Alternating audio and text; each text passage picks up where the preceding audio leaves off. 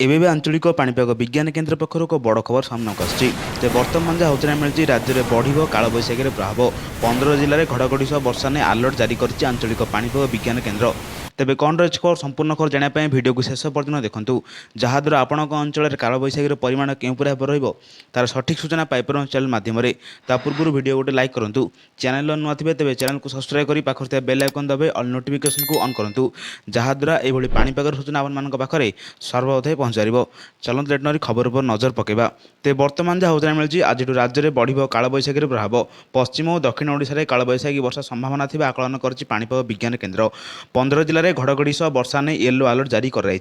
वज्रपात आशंका थी सतर्क रहा परामर्श दी जाएगी कालबैशाखी जो प्रचंड ग्रीष्म प्रभाव मिलपार आश्वस्ति 25 तारिख जाए कालबैशाखी तापमात्रा नियंत्रण रही आकलन कर